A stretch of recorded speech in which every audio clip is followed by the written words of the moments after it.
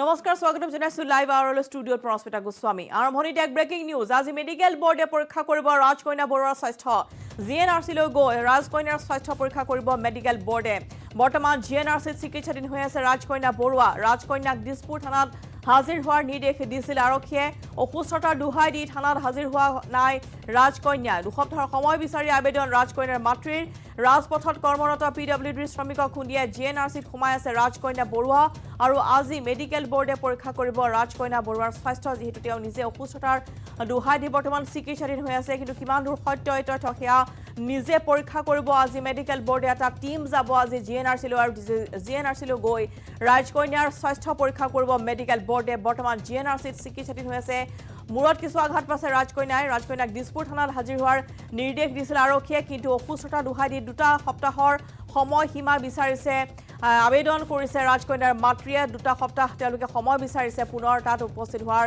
বা হাজিৰ হোৱাৰ বাবে নিৰ্দেশনা জাৰি কৰা হৈছিল আৰু যেহেতু ঘৰত তলা মৰা অৱস্থাত আছিল আৰু জিএনআৰচিলৈ গৈ আৰক্ষীৰ দলটোৱে তাতে সমন জাৰি কৰি থৈ আহিছিল ৰাজকন্যাৰ বিৰুদ্ধে অৰ্থাৎ কালিৰ দিনটোতে হাজিৰ হোৱাৰ নিৰ্দেশনা জাৰি কৰা হৈছিল কিন্তু যেহেতু আইচিইউত বৰ্তমান চিকিৎসাধীন হৈ আছে ৰাজকন্যা বৰুৱা মাতৃয়ে ইতিমধ্যে আবেদন দিছে দুটা সপ্তাহৰ সময়সীমা তেওঁলোকে বিচাৰিছে দুসপ্তাহৰ পিছতহে ৰাজকন্যা হাজিৰ হ'ব বুলি তেওঁলোকে অৱগত কৰিছে কিন্তু কিমান দূৰ সত্য কিমান দূৰ আঘাতপ্ৰাপ্ত বা কিমান অসুস্থ ৰাজকন্যা বৰুৱা সেয়া আজি মেডিকেল বোৰ্ডে পৰীক্ষা কৰিব এটা টিম যাব আজি জিএনআৰচিলৈ আৰু জিএনআৰচি আইচিইউত বৰ্তমান অসুস্থতা দুহাই দি চিকিৎসাধীন হৈ থকা ৰাজকন্যা বৰুৱা যিগৰাকী মাতাল যুৱতীয়ে ইতিমধ্যে নিচাসক্ত অৱস্থাত ৰাজপথত 8জনকৈ লোকক খুন্দিয়াই আঘাতপ্ৰাপ্ত কৰিছিল তাৰে দুজনৰ বৰ্তমান অৱস্থা সংকটজনক এজন ইতিমধ্যে জোচেফ নামৰ যিগৰাকী শ্ৰমিক আছে তেওঁৰ দুটা ভৰি কটা গৈছে এই দুৰ্ঘটনাত আৰু এদিনতে জামিন পোৱা ৰাজকন্যা সকলোৰে সমালোচনাৰ পাত্ৰ হৈ পৰিছে কিন্তু তেওঁ ইতিমধ্যে বিভিন্ন ধৰণৰ অভিযোগ পূৰ্বতেও আছে যিয়া কথা আমি উল্লেখ কৰিছো যে তেওঁ পূৰ্বতেও দুৰ্ঘটনা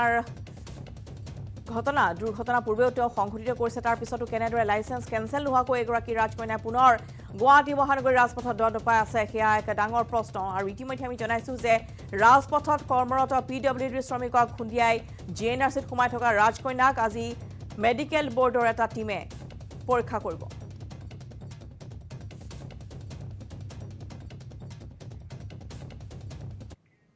ফলে মহানগৰীৰ বৰখাপাৰাৰ গুলীচালনাৰ ঘটনাত সোধা পোছাৰ বাবে তিনিজনক আটক কৰিছে আৰক্ষীয়ে ধৃত লোক তিনিজনৰ দুজন হৈছে ৰবীন্দ্ৰ দাস আৰু গণেশ দাস ধৃত গণেশ দাস ডকাইতে ব্যৱহাৰ কৰা ডাষ্টাৰ বাহনখনৰ গৰাকী গণেশৰ পৰা কৰোণা নামৰ এজনে ভাড়াত লৈছিল বাহনখন আৰক্ষীয়ে আটক কৰিছে ডকাইতে পলায়নৰ বাবে ব্যৱহাৰ কৰা স্কুটিখনৰ গৰাকীক বাহনখনৰ পৰা আৰক্ষীয়ে জব্দ কৰিছে 5টাকৈ মোবাইল ফোন আৰু কোলা কাপোৰ বাহনখনৰ আগফালে নাছিল কোনো ধৰণৰ নম্বৰ প্লেট ধীৰেনপাৰাৰ সাৰদা পথৰ গৌতম পাল নামৰ এজন লোকৰ ঘৰত ডকাইতি সংঘটিত কৰিছিল এই ছজনীয়া দলটোৱে ডকাইতৰ পিছতে ৰাইজৰ বাধাৰ সন্মুখীন হয় ডকাইতৰ দলটো তাৰ মাজতে গুলীচালনা কৰি স্কুটি আৰু ৰিক্সাত উঠি পলায়ন কৰে ডকাইতৰ দলটিয়ে ডকাইতৰ গুলীত আহত হৈছে লিটন মজুমদাৰ নামৰ এজন লোক এখন ডাষ্টাৰ বাহনত আহিছিল ডকাইতৰ দলটো ৰাইজে আবদ্ধ কৰিছে ডাষ্টাৰ বাহনখন বৰখাপাৰা ষ্টেডিয়ামৰ সন্মুখতে ঘটনা সংঘটিত হৈছে কান্ধত গুলী লাগিছে লোকজনৰ দুজাইকৈ গুলী ফুটাই ডকাইতৰ দলটোৱে প্ৰথমে শূন্যলৈ এজাই গুলীচালনা কৰে ডকাইতে হায়াত হস্পিটেলত বৰ্তমান ভৰ্তি হৈ আছে গুলীবিদ্ধ লোকজন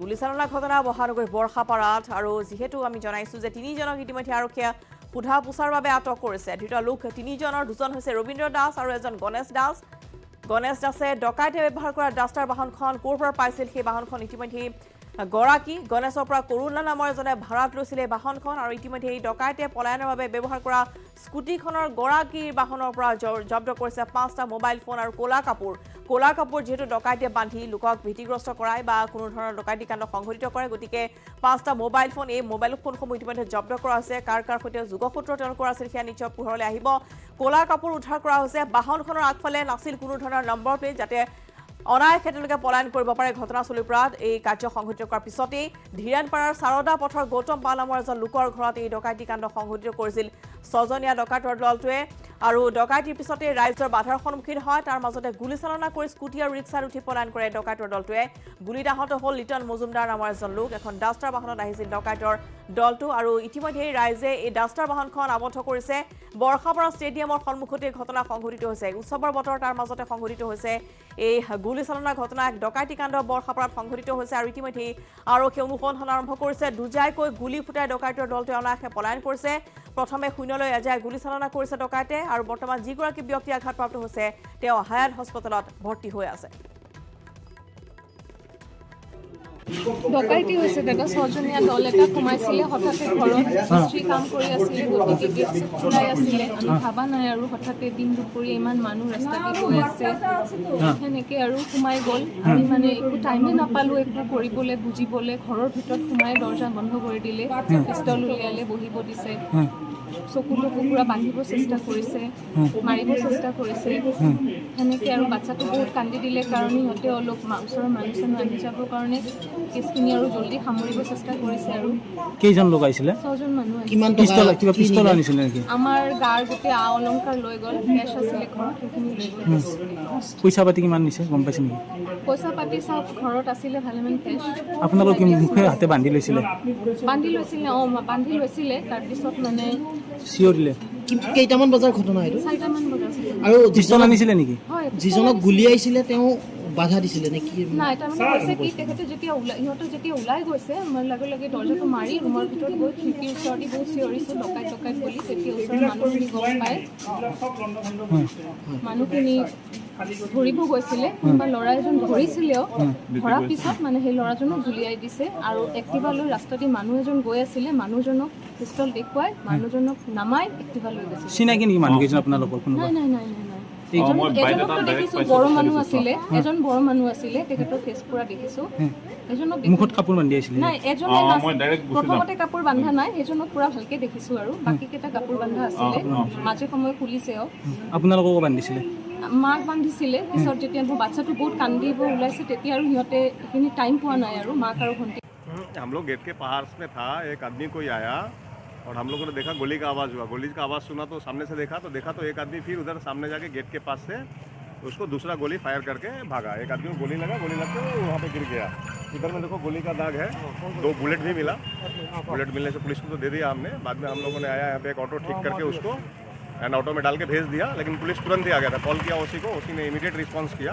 एंड पुलिस इमीडिएट आ गया था পিছফালে গুলি লগা বুলি শুনা পালোঁ কেইজন মানুহ আহিছিলে এইটোতো আমিতো এজনে চাগে আহিছিল एक या 2 था सर এজনে কিন্তু एक आदमी गोली चला रहा था एक उधर एक्टिवा लेके खड़ा था এজনে এক্টিভাত গৈছে আৰু এজনে क्या नाम है লিটন মজুমদাৰ क्या हुआ है মেডিকেলৰ ভিতৰত এইটো কৰাটো বেয়া क्या हुआ है আমাৰ ঘৰৰ ওচৰত মই ৰখি আছিলোঁ তাৰপিছত মই দেখা পালোঁ মোৰ ঘৰৰ ওচৰৰ ক্লাবৰ মানুহ ৰিক্সা এটা খেদি আহি আছে ৰিক্সা দুটা সৰহকৈ মানুহ বহি আছিলে মই ভাবিলোঁ কিবা বেয়া কাম কৰি ওলাল নেকি এইটো কাৰণে মই আগফালৰ পৰা ধৰিছিলোঁ মোক লগে লগে মাথা গুলি মাৰিলে মোৰ বিশ্বাস যে এইটো ওলাব কোনে কৰিছে কেনে কৰিছে এইটো ওলাব আৰু আইনৰ পৰিধিৰ ভিতৰত যিটো কঠোৰতম শাস্তি দিব পৰা যায় সেইটো আমি এনে কি আছিলে আৰু এজন ব্যক্তিক গুলিওৱা বুলি কৈছিলে এজন ব্যক্তি যথেষ্ট সংকটজনক তেওঁৰ অৱস্থা কেনেকুৱা এতিয়া গোটেইখিনি ওলাব এতিয়া চিকিৎসাধীন হৈ আছে আমি লাগি আছোঁ এটা কথা মই আপোনালোকক ক'ব পাৰোঁ যে আমি কিছুমান খুব গুৰুত্বপূৰ্ণ লিড পাইছোঁ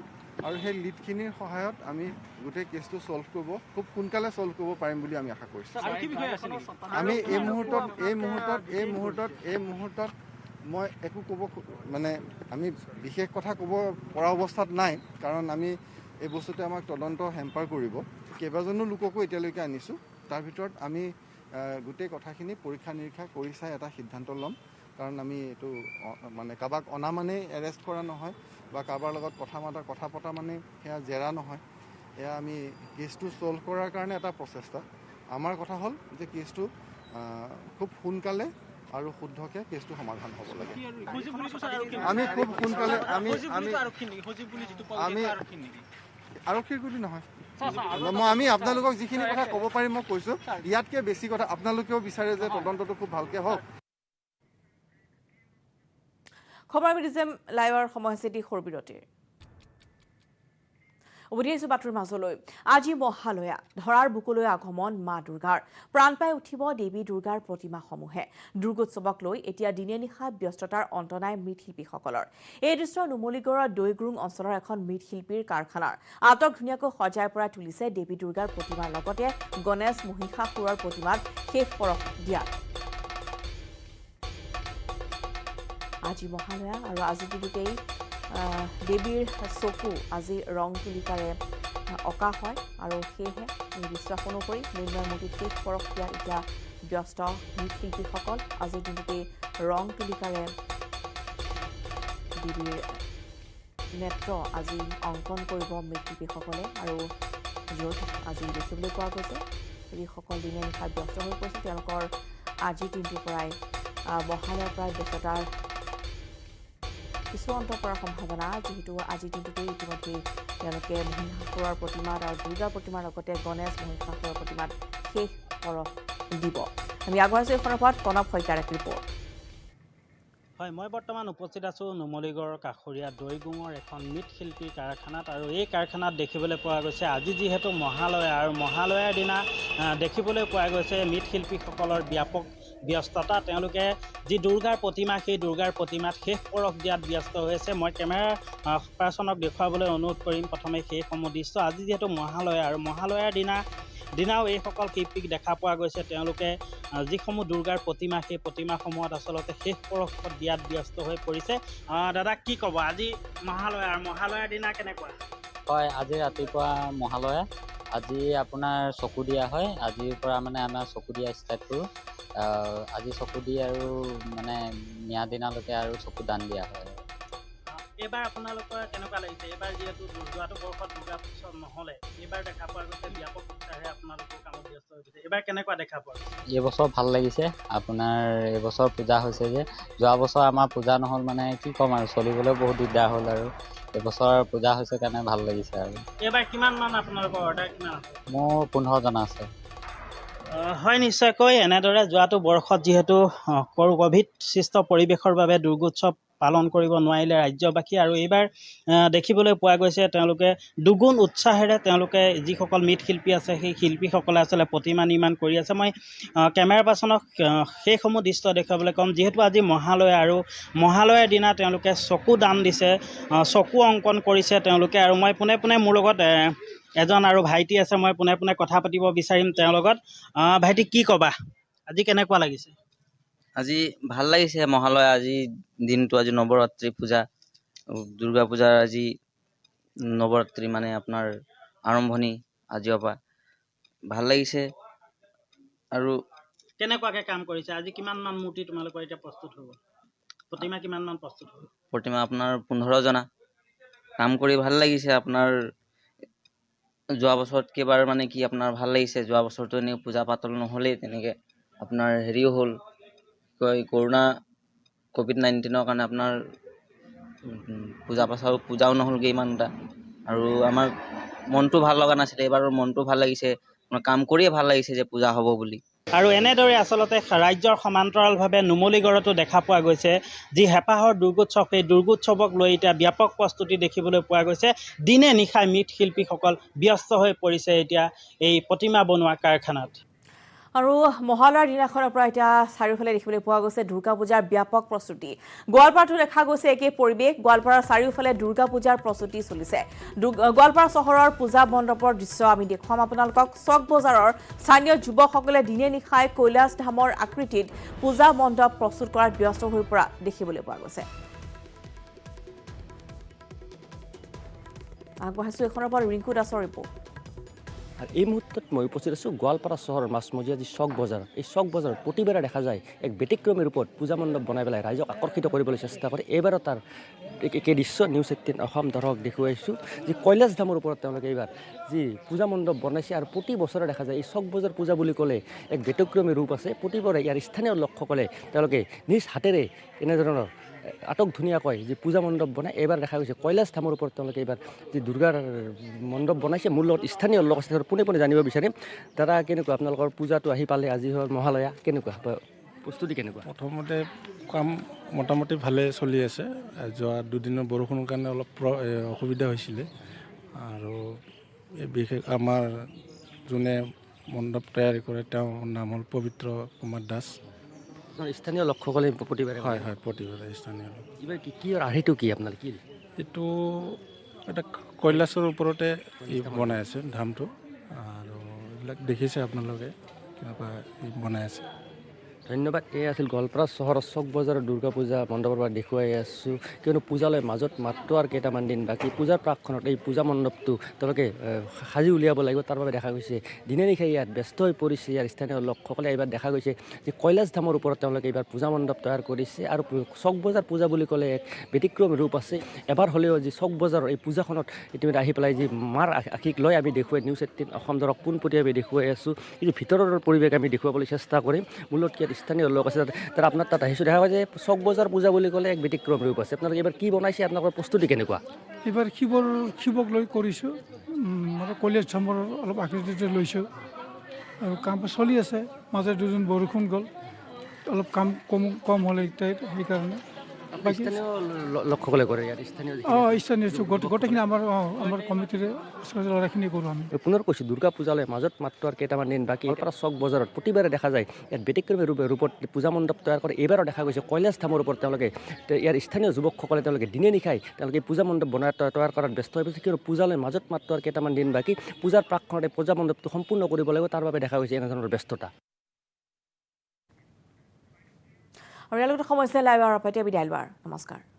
ৰাইজিং স্পৰ্টছ শ্বাইনিং নৰ্থ ইষ্ট নিউজ 18 যিটো পদক্ষেপ আজি লৈছে প্ৰগ্ৰেমটোৰ কাৰণে, তাৰ বাবে সুন্দৰ পদক্ষেপ এটা লৈছে, আৰু তাৰ বাবে আমি উইচ কৰিছোঁ অল দ্য বেষ্ট নিউজ 18। মই ব্যৱহাৰ কৰোঁ আটাইতকৈ সবল আৰু সতেজ চিমেণ্ট, চুৰিয়া চিমেণ্ট। চুৰিয়া চিমেণ্ট, অটুট ঘৰ, অটুট অসম। নিউজ হেডলাইন আগবঢ়াইছে পেট চফা আয়ুৰ্বেদিক চূৰণ। পেট চফা প্ৰতিদিনে মজা।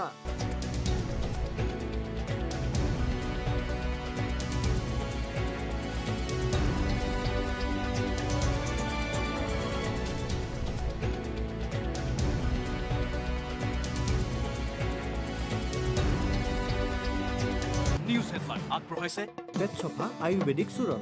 পেট চফা প্ৰতিদিনে মজা।